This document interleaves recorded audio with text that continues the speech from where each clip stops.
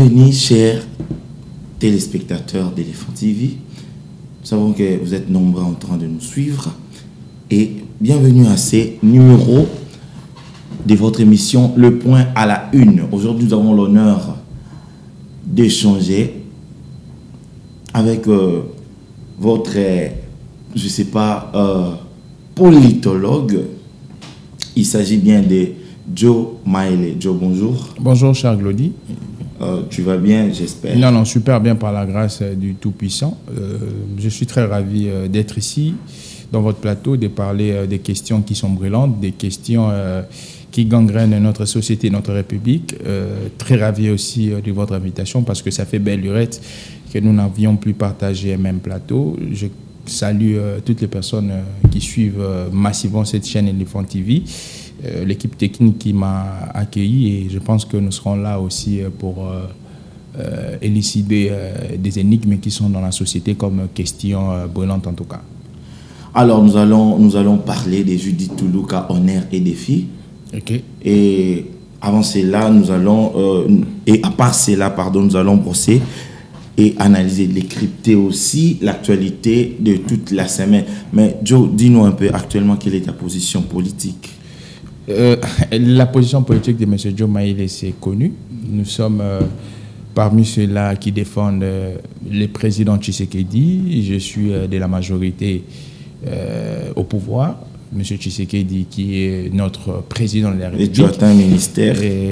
Bon, concernant ma famille politique ou un ministère, on est là. Si il semblerait favorable au président Tshisekedi de nous mettre quelque part, ça nous serait très bénéfique.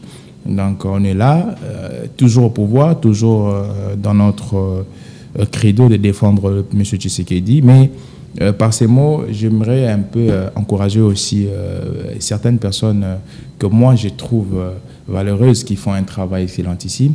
Je commence par la gouverneure du Lualaba, Madame Fifi Masuka.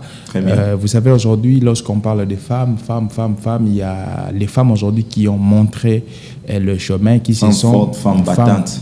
Battantes, exactement. Les femmes qui se sont assises sur la scène politique. Déjà, avant qu'on puisse nommer Madame Toulouka, moi, je préfigurais déjà la nomination d'une femme.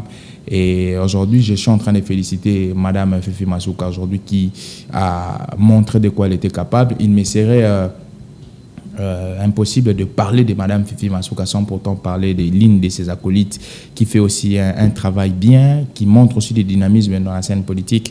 Madame Yvette Angoussi qui venait de représenter la RDC aux 68e session des statuts des femmes à l'ONU. Donc, bravo, courage au travail qu'elle est en train d'abattre. Et puis, pour finir, nous encourageons aussi le dynamisme, le courage, la constance de Mme Mariette Ouamou. Moi-même, je penserais que c'est une dame qui est très ministrable au regard de son parcours politique et puis au regard de sa loyauté envers les chefs de l'État.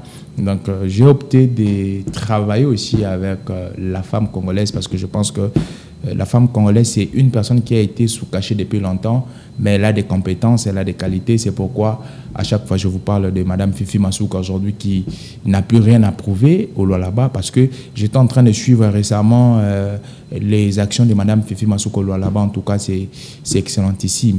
Très excellentissime au regard même de ce que les hommes ont fait. Elle a fait 2 ans et demi comme gouverneur ad intérim, mais elle a travaillé comme si une personne avait fait 5 ans. Donc, force et courage. Alors, on dit Joe Maele est aussi motivateur et influenceur positif de jeunes. Qu'est-ce que vous faites avec les jeunes? Bon, par le peu de savoir que nous avons acquis à l'université, nous formons aussi plusieurs jeunes sur les questions politiques et les questions communicationnelles. Je me suis donné une mission, celui de transmettre aussi mon savoir parce que vous savez, quand vous avez un savoir, si vous ne les répertoriez pas, vous faites un travail vain. Comme Jésus-Christ, dans Matthieu 28, il dit « Allez, faites de toutes les nations mes disciples ». Moi aussi, je prends cet aspect des choses pour transmettre ces savoirs que la société nous a donnés. Et nous les faisons chaque jour, jour et nuit, par des formations sur les questions politiques, sur les questions communicationnelles. Et il nous arrive aussi parfois d'intervenir dans les conférences, d'intervenir dans les colloques. Et nous les faisons sans pourtant cautionner parce qu'il y a plusieurs personnes qui ont peur de nous contacter. Ils pensent que nous sommes très kilométrique. Vous coûteux. Nous sommes très coûteux. Votre cachet coûte. Mon cachet coûte, mais malheureusement, je ne les fais pas. Malheureusement ou heureusement? Heureusement plutôt, je ne les fais pas. Quand il faut, s'il y en a, je les fais. Moi, excusez-moi pour la tautologie, pour moi, c'est bonheur de transmettre ce que la société m'a donné. Et souvent, nous le faisons aussi dans les émissions de télévision, nous le faisons dans plusieurs formats. Donc, nous sommes là pour la société. Vous savez, aujourd'hui, ce que nous sommes, c'est les reflets de la société, par l'université, par les écoles. Donc, nous sommes censés aussi...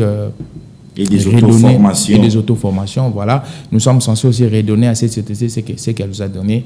Donc, c'est dans cet aspect de choses-là. Très bien, Diomaye, nous allons entrer dans les vifs de notre sujet. Le 1er avril 2024, le président Tshisekedi a nommé Madame Judith Suminwa Tuluka première ministre. Et du coup, elle est la première femme à devenir première ministre en République démocratique du Congo. Alors, pensez-vous que c'est un choix basé sur la compétence ou une fuite de frustration au sein de l'Union sacrée? Parce que nous connaissons des caciques qui ont été là mais qui n'ont pas été nommés. Alors, cette nomination est basée sur la compétence ou juste fuite de frustration? Non, je pense que si c'est une fuite de frustration, ça c'est une thèse qu'il faudrait bannir. Je vais un peu ouvrir plusieurs brèches. La première brèche, c'est qu'il faudrait interroger l'histoire politique de notre pays. Depuis le début du processus électoral en 2006, les personnes qui ont été toujours nommées à la primature, ce sont des personnes sous-cachées, des personnes qui ne sont pas des politiques pures, mais ce sont des personnes qui sont des technocrates. À part M. Gizenga, qui était le fruit d'une alliance politique au regard des élections de deuxième tour, mais ceux qui ont suivi M. Gizenga ont respecté cette règle d'être des technocrates et des personnes sous-cachées. Je commence par M. Mouzitou, qui est un technocrate. Je prends M. Matata Pogno. Vous parlez de la période après Mouzé? Oui, non, je parle de la période après Gizenga. De 2006 jusqu'à nos jours. Il y a que M. Gizenga qui était un fin politique, mais fruit de la coalition, d'une alliance avant le deuxième tour. Donc, déjà, quand vous interrogez l'histoire, je pense que cette nomination ne déroge pas à l'histoire politique de notre pays depuis 2006. Et je pense qu'au regard de ce que les dames ont fait dans notre pays, parce que, vous savez, les dames ont participé massivement dans l'histoire politique de notre pays pour la maturation aussi de notre démocratie et la maturation de nos institutions. Et aujourd'hui, si elles ont des compétences, il a fallu aussi les gratifier. Pas les gratifier d'une manière illégale ou d'une manière, je ne sais, aléatoire, mais les gratifier par rapport au combat qu'ils ont fait. Ici, précédemment, lorsque je parlais, je vous ai cité les noms, par exemple, d'une dame qu'on appelle Fifi Masuka, gouverneur du Lualaba. Regardez un peu le format de Fifi Masuka, ce qu'elle a fait au Lualaba. Si, par exemple, aujourd'hui, elle serait nommée à la place du Premier ministre ou elle serait élue comme gouverneur, est-ce que vous allez contester sa manière de faire la chose? J'ai dit non. La Première ministre, lorsque vous regardez son CV, elle a un CV bombé. Et si vous enlevez le nom de Mme Tuluka, vous mettez le nom d'un homme, elle reflète ces CV-là. Donc, elle a déjà son CV, son parcours est plus que celui, excusez-moi de toujours comparer parce que nous sommes dans une approche comparative, son CV est plus bombé que certains messieurs, certains hommes. Donc, je pense que théoriquement, c'est une femme qui mérite. Et puis, elle venait d'être ministre du Plan. Ce n'est pas une personne qui est parvenue, et ce n'est pas une personne qui est parachutée. C'est quelqu'un qui a œuvré dans les institutions de la République. Et c'est quelqu'un qui connaît les rouages étatiques congolais, comment ça fonctionne. Donc, je pense que le chef de l'État a trouvé cette perle rare. Et puis, au-delà de trouver cette perle rare, le chef de l'État vient d'écrire l'histoire. Depuis 1960 jusqu'à nos jours, nous n'avons pas encore eu une dame à la primature. Donc, le chef de l'État a trouvé cette perle rare et puis le chef de l'État aussi a écrit l'histoire. Et vous pensez que cette nomination est venue justement renforcer le combat de l'émancipation de la femme et le président Tshisekedi a vraiment investi et accéléré les rythmes? Exactement, le président Tshisekedi a été primé comme champion de la masculinité positive. Il venait de donner un coup de pouce à l'émancipation de la femme. Vous savez, cette nomination de Mme Tuluka va remotiver encore plusieurs femmes, va être une source de motivation pour ces femmes-là, en tout cas, qui se sous-estimées. Pour dire que si aujourd'hui, Mme Toulouka est nommée comme Premier ministre, pourquoi pas demain moi, que je m'y mette encore au travail. C'est un élément majeur pour la remotivation de la femme, même psychologiquement. Je pense que le président Tshisekedi, lorsqu'elle met en exergue une femme, il faudrait cette femme qui n'est pas une femme ramassée, mais une femme qui a travaillé, et elle a prouvé de quoi elle était capable pour arriver là où elle est arrivée. C'est un élément très important pour l'émancipation. Oui, pour la parité aussi. Parce que la parité que la femme congolaise réclame ne doit pas être conceptuelle par le mot parité qu'on écrit, mais ça doit être invécu.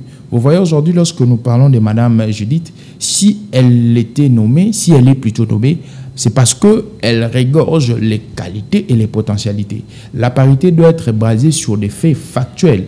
Ça signifie, si on doit prendre une femme, la mettre quelque part, c'est parce qu'elle en a plutôt les compétences et les qualités. Ça ne doit pas être seulement un fait qui reste dans le vocabulaire, parité, parité, parité, mais dans les contenus, lorsqu'on doit chercher ces femmes capables, on n'en trouve pas. On n'en trouve pas. Moi, je suis en train de citer plusieurs femmes. Je vous ai cité ici Madame Yvette Angoussi. Quand vous êtes en train de regarder le profil de cette femme, à mon humble avis, elle m'a toujours étiqué. Et puis, par sa manière de faire les choses, ici, elle venait de porter l'étendard de la République démocratique du Congo, 68e sommet d'ONU Femmes. Vous voyez, aujourd'hui, des personnes comme Madame Yvette qui représentent le Congo et qui prennent la parole dans un concert où plusieurs personnes n'arrivent pas à prendre la parole, mais elle prend la parole au nom de la République. Vous avez des dames comme Mme Harriet Ouamou, qui aujourd'hui, lorsqu'elle doit traiter République, elle ne met pas les caractères sexe, elle traite République comme un homme avec grand H. Elle réfléchit et puis elle soutient loyalement les chefs de l'État. Et du coup, plusieurs personnes pensent qu'il y aura assez de ministres femmes dans ce gouvernement. Parce qu'il y a un rapport. Je pense que depuis que M. Tshisekedi est arrivé, j'étais en train de suivre un documentaire, j'ai lu aussi un document.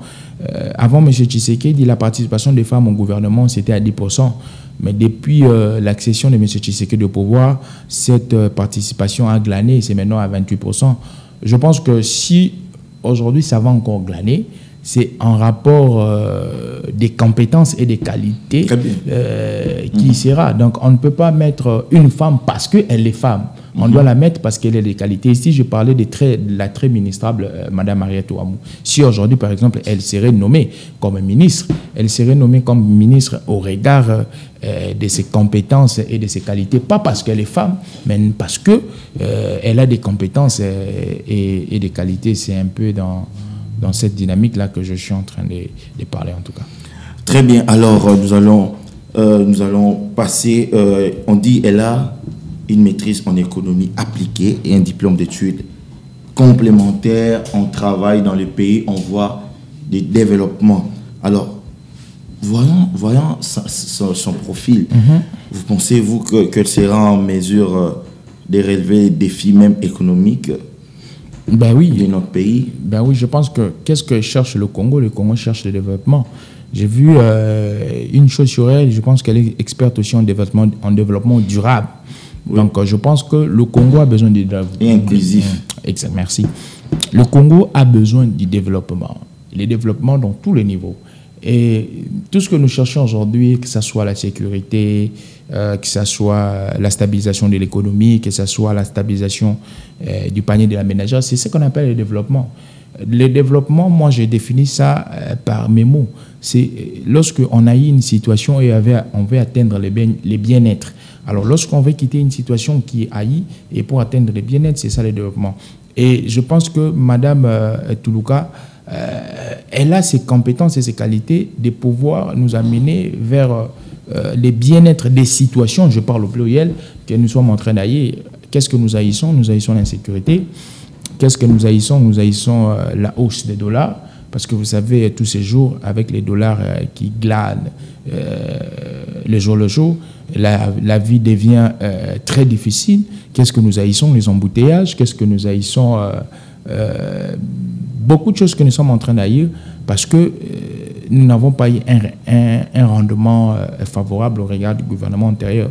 Mais je pense que dans ces défis à relever, cette dame, elle peut être la répondante de tout ce que nous sommes en train de cartographier en citant ces éléments. Donc moi, je ne suis pas pessimiste, je suis optimiste au regard de ses compétences, et je pense qu'elle mette dans sa tête qu'elle a le sort de Congolais entre ses mains.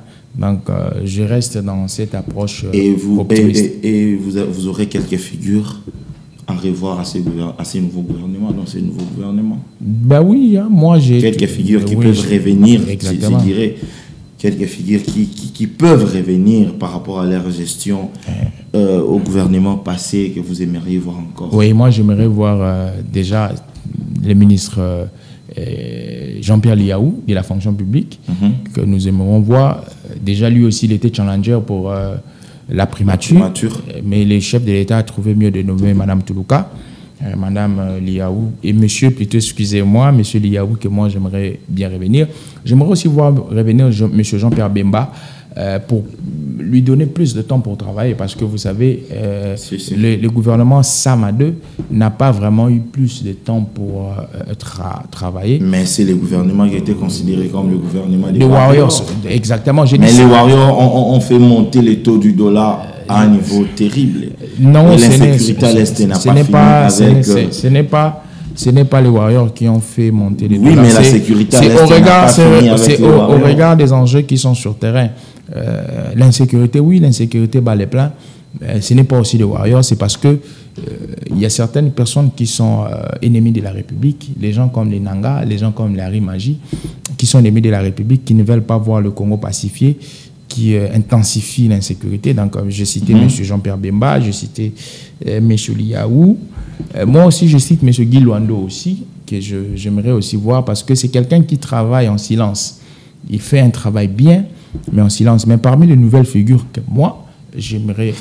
oui, parce qu'il y a des figures qui doivent être sortantes, il y a des figures qui doivent rester, il y a aussi des figures qui doivent être entrantes.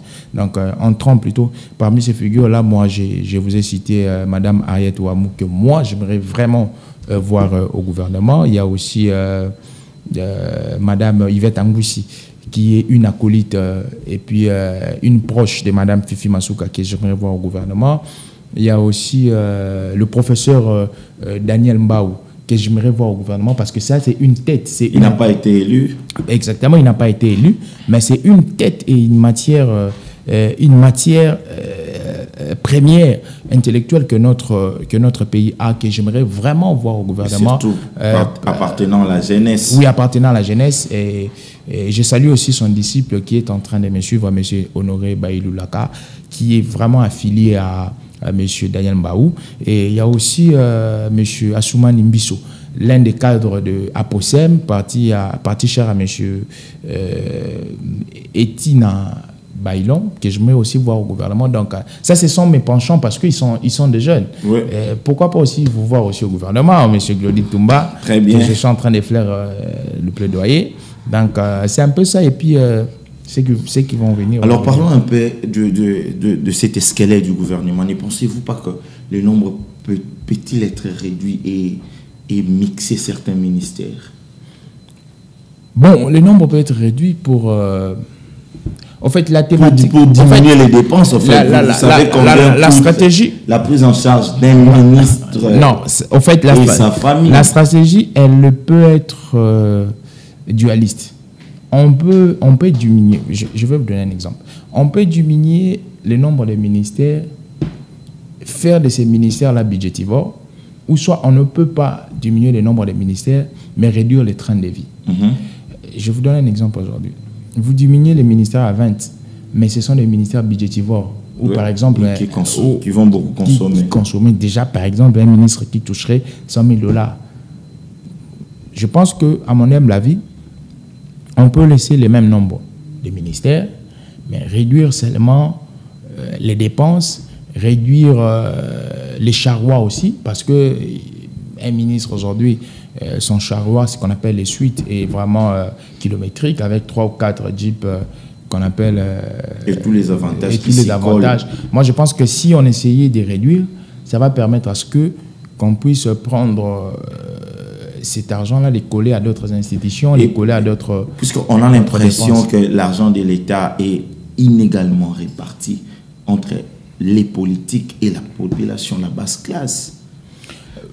On dirait que nous avons créé deux classes, comme disait Karl Marx. Ne voyez-vous pas cela? Je pense que ceux qui doivent faire ce travail, ce sont les législateurs aujourd'hui, par la loi des finances qui se traduit par le budget. Les législateurs que nous appelons les députés. Aujourd'hui, ils doivent réfléchir sur un modèle sociétal qui fera ce que les policiers trouvent gain de cause, l'enseignant trouve gain de cause, les fonctionnaires de l'État en général trouveraient gain de cause. Et c'est une matière qui doit faire réfléchir les législateurs, parce que nous, on peut bel et bien réfléchir, mais les législateurs qui sont au centre de cette discussion, s'ils ne veulent pas réfléchir, on va rentrer dans le même format. Ils sont là pour voter la loi de finances qu'on appelle le budget. Et dans le budget, vous savez, il y a tout à l'intérieur. Il y a la question des rémunérations, la question des trains de vie des institutions. Je pense que si ces législateurs ne se prononceraient pas sur cette question, on va rester qu'à parloter, il n'y aura pas... Et par là, vous voyez que Mme Judith Soumina a de grands défis devant elle. C'est au-delà des honneurs qu'on pense.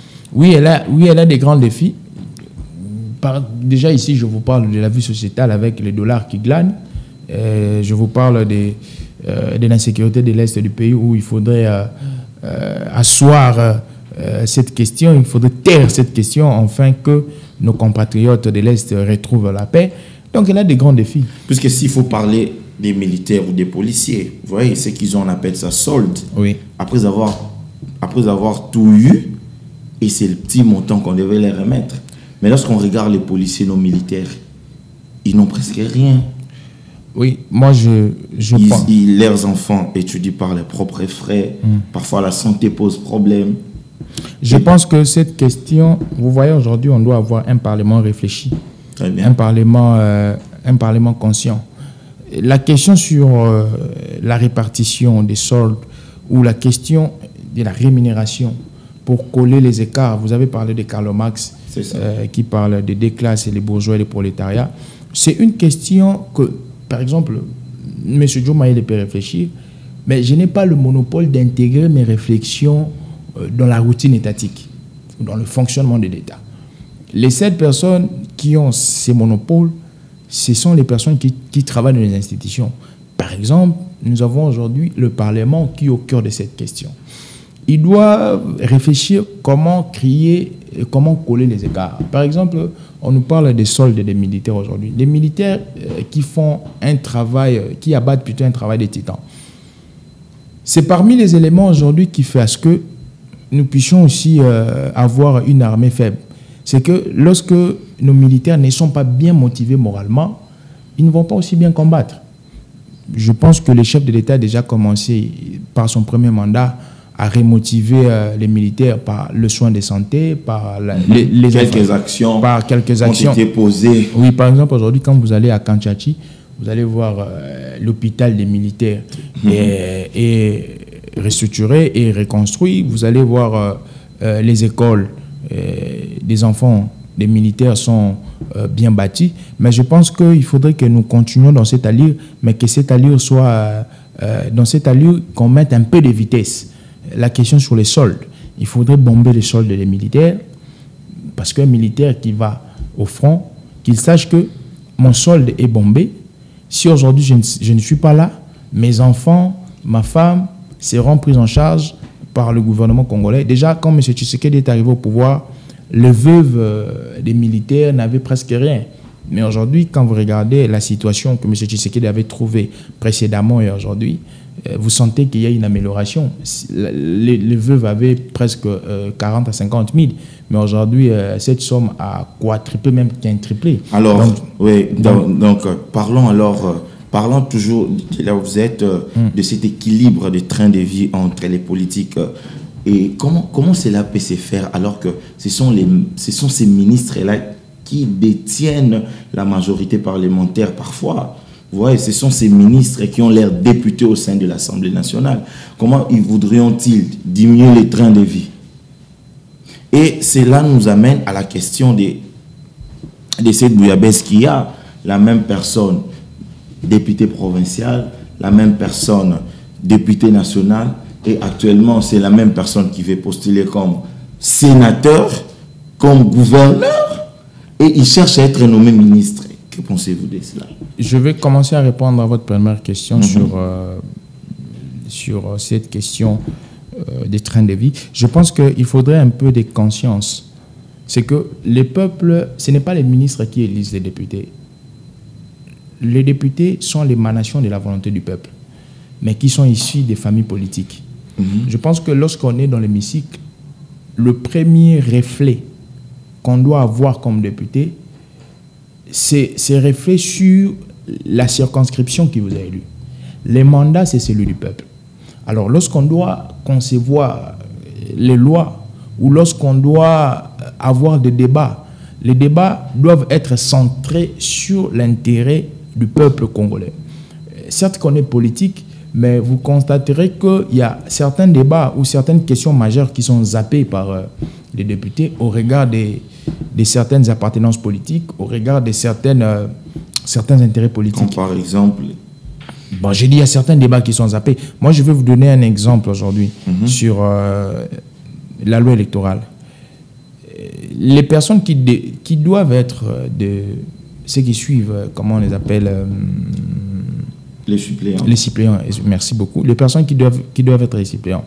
C'est de la législature passée, ont refusé qu'on enlève les familiers.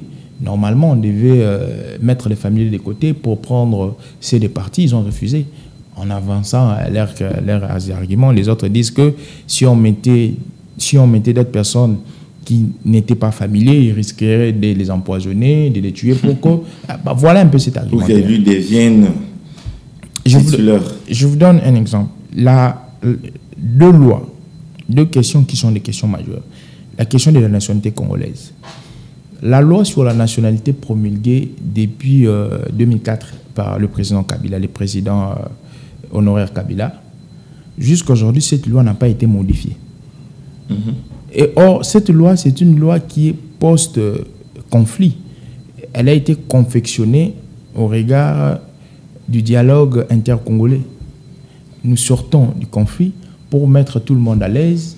Il a fallu confectionner... Et là, vous êtes en train de citer dans la révision constitutionnelle. Non, moi, je pense que aujourd'hui, si on doit réviser la Constitution, moi, je suis pour. Et Dieu fera grâce, nous tiendrons même des conférences sur ça. Est-ce la révision constitutionnelle est un tabou pour un régime démocratique? Non. Les États-Unis, qui est parmi les démocraties les plus anciennes, a amendé sa constitution ou a révisé sa constitution plus de 25 fois. Les États-Unis. Nous qui sommes une démocratie bébé, nous refusons de réviser la constitution. La dernière fois que nous avons révisé la constitution, c'est en 2011, au regard des articles qui sont purement politiques sur le nombre de tours des élections présidentielles, de l'élection plutôt présidentielle, où on a réduit ça à un seul tour. Donc, je pense qu'aujourd'hui, si on doit parler de la révision constitutionnelle, cher Glody, ce n'est pas un tabou. C'est que les lois de la République doivent correspondre aux réalités sociétales. Lorsque les lois ne correspondent pas aux réalités sociétales, il y a un décalage. Aujourd'hui, sur la question de la nationalité, cher Glody, vous savez combien ça fait couler d'encre sur la question de la nationalité. Alors, on doit adapter les réalités sociétales de la République démocratique du Congo à cette loi. Donc, je pense que c'est une loi aujourd'hui, déjà, qui doit être touchée. Je quitte même cet angle-là. Je viens sur la loi portant fonctionnement et organisation des partis politiques en République démocratique du Congo. Oui. Cette loi aussi qui a été promulguée depuis 2004, une loi qui n'a été jamais touchée, jamais touchée. Avec les contextes politiques actuels, où naissent les méga plateformes politiques, où naissent les règlements politiques, ben, cette loi sort archaïque, aux réalités politiques actuelles. Regroupement politique, plateforme politique, parti politique, voilà, coalition. tout. Cette loi sort anachronique, comme disent les Français, au regard des réalités politiques actuelles. Donc je pense que ce sont ces questions qu'on doit toucher pour voir comment est-ce qu'on doit réadapter. La réadaptation de loi aux réalités, ce n'est pas un tabou. Ça relève d'une gymnastique qui est purement démocratique. Merci, cher ami Joe Maele. Alors, nous sommes toujours chez Judith Soumina. Alors, vous avez suivi Ferdinand Kamere, secrétaire permanent du PPRD, qui demande à la nouvelle première ministre de finir, de siffler la fin de la récréation, qui, dans la conduite des affaires de l'État, je ne sais pas, y avait-il de la récréation? Ben, je pense que à chaque politique, il y a toujours des vocabulaires qui sont employés. Et je pense qu'il faudrait savoir, je vais vous dire une chose, c'est que à chaque camp politique, il y a toujours un narratif qu'on emploie. Il y a ceux qui sont de l'opposition qui ont leur narratif. Nous qui sommes du pouvoir, nous avons un narratif. Et l'opposition aime toujours bien taquiner le pouvoir au regard de ceux qui voient sur terrain. Je pense que la liberté d'expression ne sera pas frein. Monsieur Kamere qui a parlé, qui a dit ce qu'il a fallu qu'il dise. Et moi, je pense qu'il n'y avait pas de récréation. Il y a eu un travail qui a été fait, mais peut-être ce travail qui n'a pas été satisfaisant au regard des demandes sur terrain. Les demandes sur terrain, c'est tout ce que nous sommes en train de voir comme aléa, tout ce que nous sommes en train de voir comme déshydratat. Peut-être c'est au regard de ça qu'il a transcrit comme récréation, mais il n'y avait pas récréation. Il y a des politiques qui ont travaillé coréennement. Comme je vous ai dit tantôt, à chaque tendance politique, il y a un narratif. Nous qui sommes de l'Union sacrée, nous qui défendons les chefs de l'État, nous avons un narratif. Notre narratif, c'est que le chef de l'État, Félix-Antoine Tshisekedi, travaille pour l'amélioration des conditions de vie des Congolais. Et ceux qui sont de l'opposition, s'ils sont des républicains, entre guillemets, je ne sais pas, ils auront aussi un narratif. Je pense que moi, je concède tout ce qu'il a dit, mais comme défendant, comme cette personne qui défend le pouvoir, je ne prends pas ce vocabulaire dans le contexte de la récréation, parce que nous ne sommes pas dans une école, nous ne sommes pas dans une cour où les étudiants sont en train de courir de gauche et de droite. Et je prends ce vocabulaire dans le contexte des répondants au regard des besoins de la population. Les répondants n'ont pas été vraiment satisfaisants, mais je pense que dans ces 5 ans, pendant ces 5 ans, nous aurons un répondant satisfaisant parce que vous comprendrez aussi... Nous vivons toujours dans les espoirs. Non, l'espoir fait vivre. Vous continuez à nous nourrir. Les contextes politiques, déjà antérieurement, n'étaient pas un contexte politique propice. Les terrains n'étaient pas assainis pour M. Tshisekedi pour enfin qu'il travaille. L'IDPS, sa famille politique, qui avait obtenu que 32 députés sur 500.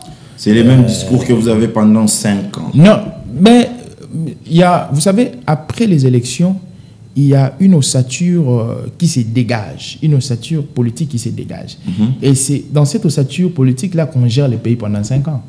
Et donc on ne peut pas changer de narratif parce que notre narratif tient compte des réalités qui sont politiques, cher Claude. Donc il ne faudrait Merci pas... Joe Maele. Nous n'allons pas nous éterniser là, nous passons à la rubrique concernant la sécurité.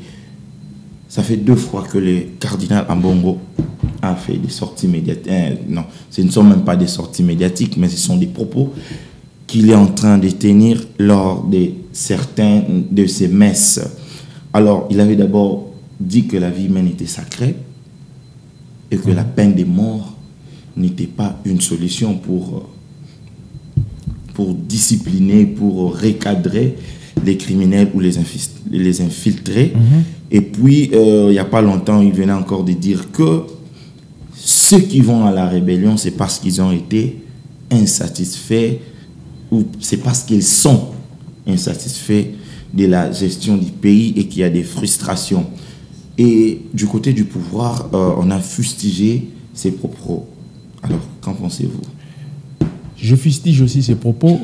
Je pense que, dans ma logique, j'ai un respect énorme pour le prélat. Très bien.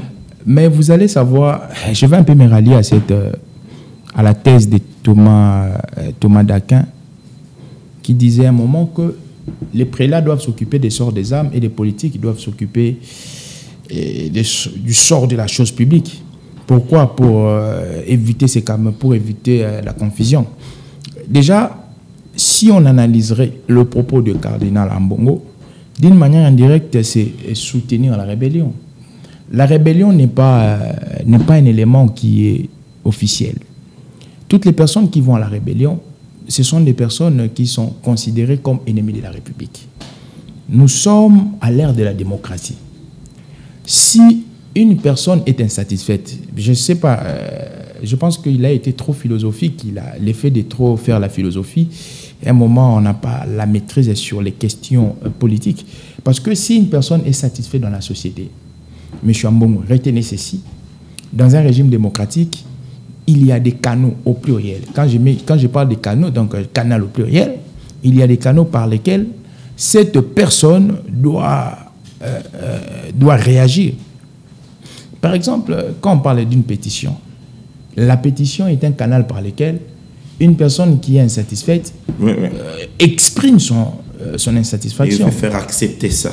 Il y a des lettres ouvertes aujourd'hui. Vous savez, en 1983, 13 parlementaires au regard... Là même, nous étions pendant la dictature. Mais ils ont employé une démarche démocratique en écrivant leur insatisfaction à M. Mobutu. La lettre des 13 parlementaires. Il y a des lettres ouvertes aujourd'hui. Il y a les marches pacifiques qui ne sont pas interdites.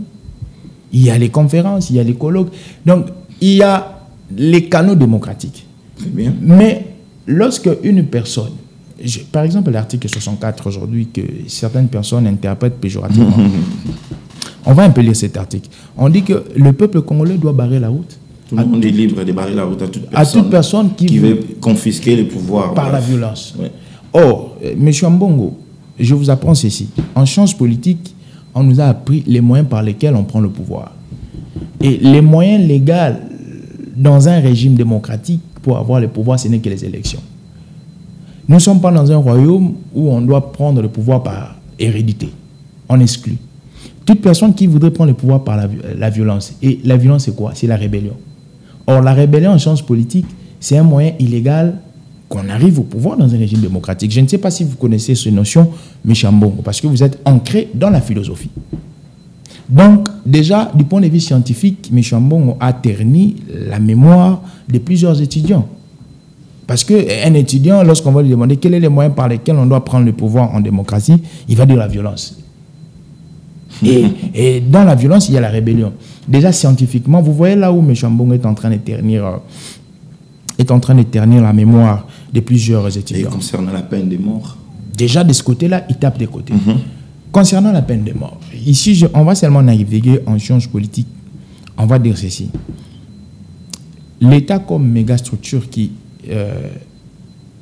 assure l'équilibre sociétal a 3 moyens de se manifester. L'État peut être doux.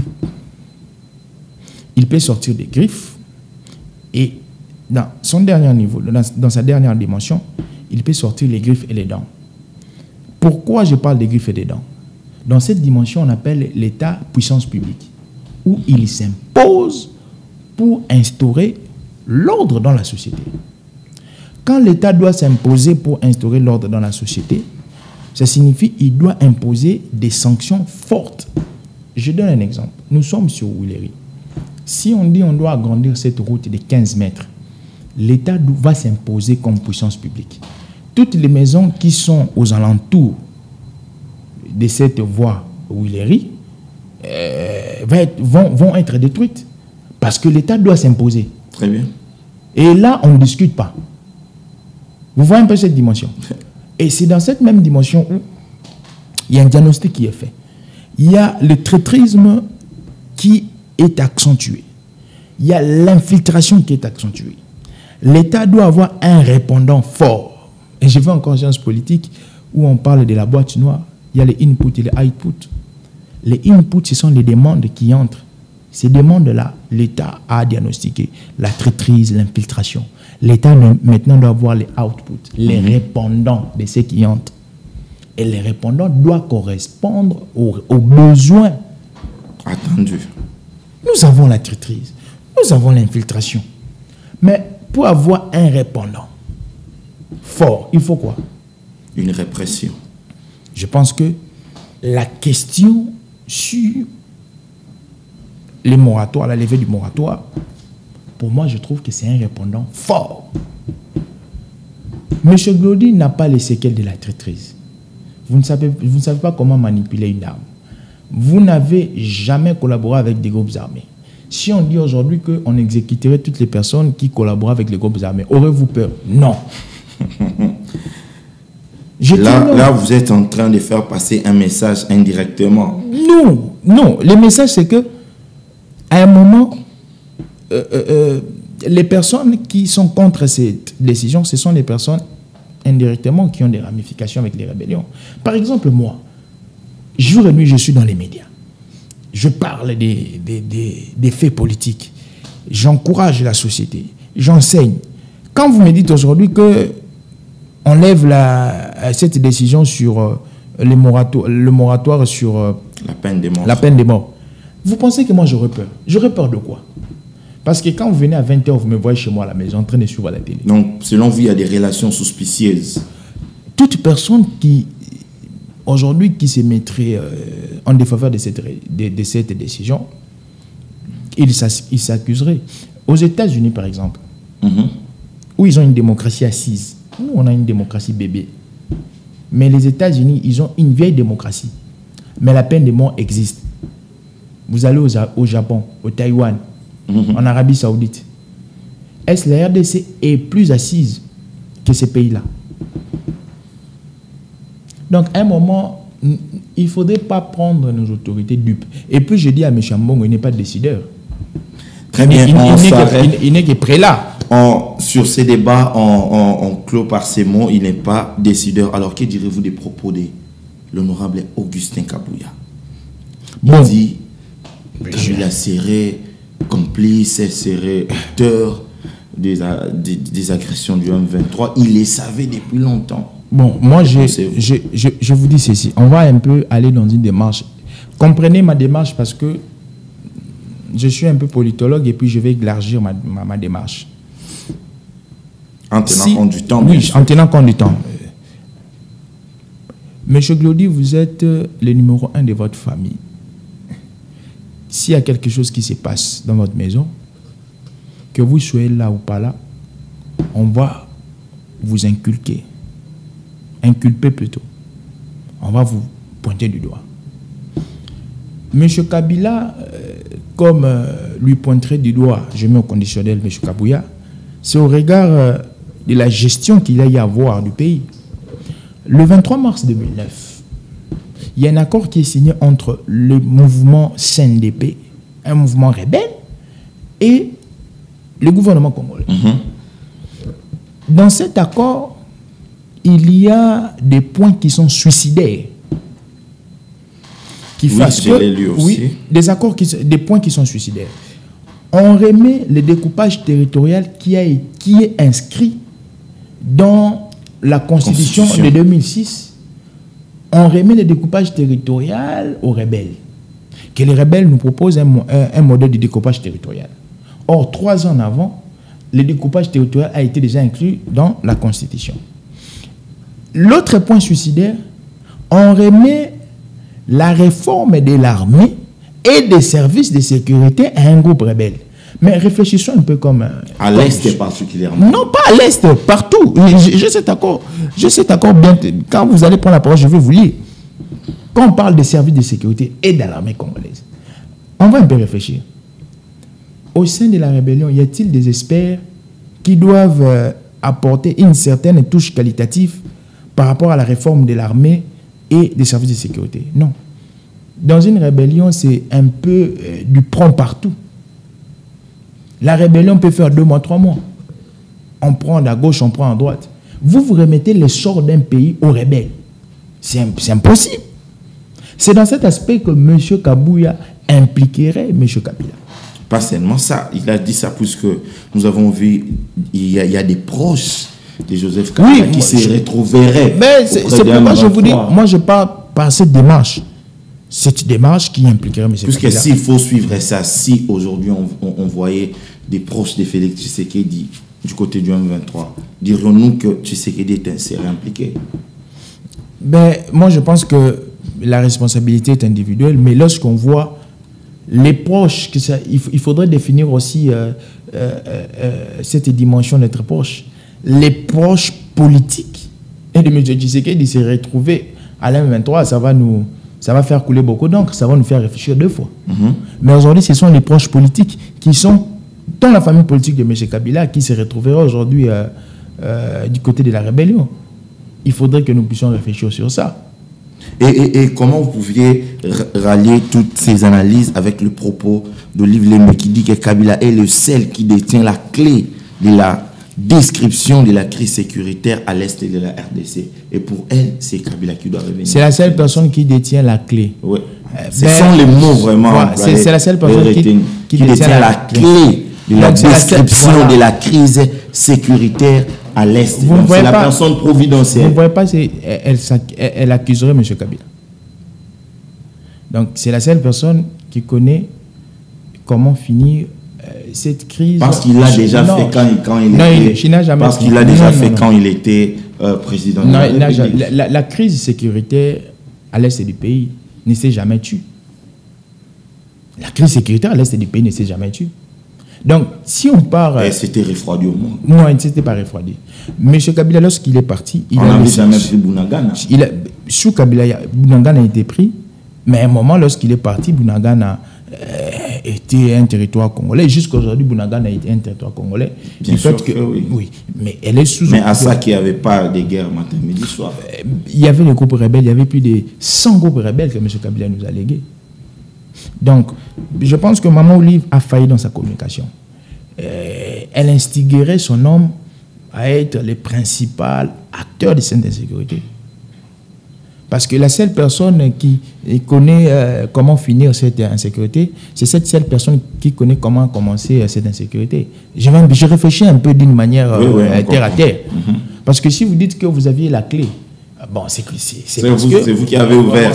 Vous savez comment est-ce que cette chose a débuté. Et lorsqu'il dit encore que M. Kabila devrait revenir d'une manière démocratique, comme si je dois répondre comme un militant, il trouverait dans ce chemin M. Tshisekedi. Mais comment ça, puisque la Constitution ne permet pas de postuler pour la troisième fois?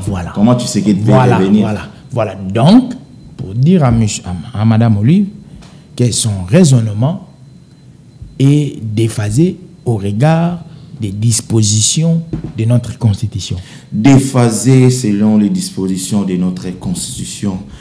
C'est la phrase que nous retenons pour cette partie parlant présentement politique internationale. Nous allons au Sénégal. Le président Bissarou Faye a été investi et quelques jours plus tard, il a nommé un premier ministre. Pourquoi ici ça a pris trop du temps et là-bas ça n'a pas pris du temps? Je pense que nous sommes dans... Oui, je suis en train de dire les murmures de la population. Les murmures de la population, c'est que, vous savez, la population prend les informations brutes. Très bien. Et nous qui sommes aguerris, nous savons comment l'appareil étatique marche. Vous savez, le Sénégal a un régime présidentiel. Très bien. Le Congo a un régime semi-présidentiel. C'est deux choses différentes. Dans le régime présidentiel, le président de la République et le chef de l'exécutif, c'est lui qui nomme ses collaborateurs directement sans pourtant tenir compte du résultat au sein du Parlement. Mais tandis que dans le régime semi-présidentiel, le président est chef de l'exécutif, mais il est contraint de nommer le Premier ministre issu de la majorité. Il a un pouvoir partagé. Le pouvoir est partagé partout, que ce soit le régime semi-présidentiel, c'est partagé. Mais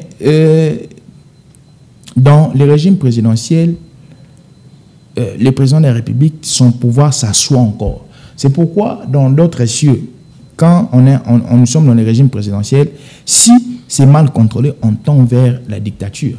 Parce que dans le régime présidentiel, le pouvoir du président est très élargi. Très élargi. Très, très élargi. Et chez nous, dans le régime semi-présidentiel, le président de la République ne peut pas nommer un premier ministre sans pourtant avoir la majorité parlementaire, sans pour autant que la majorité parlementaire se dégage. Donc c'est pourquoi vous avez vu au Sénégal, après les élections, 3 jours après, on a nommé, parce que le président... Et des élections qui n'ont pas coûté grand-chose, mais les résultats ont été rapides. Exactement. Déjà, superficiellement, le Sénégal ne tiendra pas avec le Congo. Le Congo, c'est un pays mosaïque. Lorsqu'on parle du Congo, on parle d'un sous-continent. Le Congo a un mosaïque dans toute sa dimension, dans toutes ses dimensions. Mosaïque ethno-tribal, mosaïque politique. Nous sommes dans ça. C'est pourquoi vous allez constater que au Congo, personne ne peut gagner les élections seul. On va toujours par la démarche de la coalition. Parce que nous sommes dans un pays vaste, mosaïque. Personne ne peut se bomber les torses, dire que je gagnerai les élections seul. Il doit toujours partir par le jet des alliances. Donc c'est comme ça qu'il faudrait analyser. C'est pourquoi je comprends les communs des mortels, les Congolais lambda. C'est que lorsqu'ils analysent les faits, ce sont les informations brutes. C'est parce que aussi, ils ne sont pas techniciens de la chose. Ils prennent les informations telles qu'on les diffuse. Et puis ils vont... il faudra aussi souffrir. Aujourd'hui, nous avons les politologues des réseaux sociaux, nous avons les juristes des Twitter et des Facebook, toutes ces personnes qui étaient sous les manguiers, sous les cocotiers. Et des journalistes même. Exactement, les journalistes étaient sous les manguiers. Vous savez, le mal avec ces réseaux sociaux, toutes les personnes qui étaient abruties, qui étaient ignares, qui jouaient les dames sous les manguiers, aujourd'hui, ils s'en procurent un téléphone de $80 et ils commencent à créer de n'importe quoi. C'est pourquoi nous avons plusieurs informations qui aboutissent la population. Merci Joe Maël, et nous tendons vers la fin et nous allons finir par cette négociation Kinshasa-Kigali. Où en sommes-nous? Kinshasa-Kigali, où en sommes-nous? Je pense que... Et quelles sont vos perspectives, bien sûr? Moi, je ne suis pas trop chaud dans ça. Mais je pense que le président Tshisekedi a toujours eu une vision stratégique de toutes les négociations qu'il a eu à avoir avec Kigali. Vous savez, aujourd'hui, internationalement, le président Tshisekedi affirme et démontre à ses pairs 2 thèses. La thèse de l'instigation rwandaise et la thèse du complot international. Très bien. Alors, si nous partons avec les pourparlers Kinshasa-Kigali, le président Tshisekedi affirme encore la thèse de l'instigation rwandaise. Parce que vous allez constater à un moment, le Rwanda ne viendra pas. Le Rwanda va bloquer le déroulement effectif de ces pourparlers. Et M. Tshisekedi étant un fin stratège, ces blocages-là seraient des éléments et des indicateurs qui affirmeraient automatiquement l'instigation rwandaise. Parce qu'il est vrai qu'en matière de guerre, la voie diplomatique a toujours été privilégiée, mais apparemment c'est Tshisekedi qui bloque, puisque avant même la négociation, il a posé des préalables. Non, Tshisekedi ne bloque pas. Tshisekedi n'a rien bloqué. Le président Tshisekedi pose des préalables parce que c'est nous qui sommes agressés. Très bien. Parce que c'est nous qui subissons. Ce sont nos compatriotes qui décèdent chaque jour. Ce ne sont pas des compatriotes rwandais. Mais... Donc, Tshisekedi, comme président de la République, doit poser des conditions qui seraient au bénéfice de la population congolaise. Si le Rwanda aujourd'hui se sentirait, je mets au conditionnel, pas coupable dans ces massacres qui se fait le jour, normalement, il devrait accepter. Quand le Rwanda refuserait d'accepter, ça, c'est la thèse de l'instigation rwandaise. Parce qu'il se reproche quelque chose. Mais Kigali est en train de dire que les M23, ce sont des Tutsis congolais. Les M23, ce sont des Tutsis congolais. Ça, c'est la thèse avancée par Kagame. Et nous ne pouvons pas l'accepter parce que y a plusieurs indices qui ont montré à ce que le Rwanda finance directement les M23. Nous avons arrêté des militaires rwandais sur le sol congolais. Nous avons arrêté les échantillons de la logistique et nous avons pris plutôt les échantillons de la logistique militaire rwandaise sur le sol congolais. Et dites-moi, les échantillons logistiques aussi ont une nationalité. Les échantillons, les tenues, les tenues aussi sont tutsi congolais. Les armes aussi sont des tutsi congolais. Donc, je pense que M. Kagame, aujourd'hui, manque un narratif. Parce que M. Tshisekedi, le jour, démontre à l'international que tout ce que nous vivons depuis 1994 jusqu'à aujourd'hui, le Rwanda serait les principaux instigateurs. Très bien, merci beaucoup Joe Maele, politologue, analyste politique. C'est par ici que nous mettons fin à cette émission d'analyse et de décryptage. C'était bien votre cher ami Glody Toumba. Restez connectés à votre chaîne Eleven TV. Nous vous disons déjà au revoir. Bye bye. Merci beaucoup.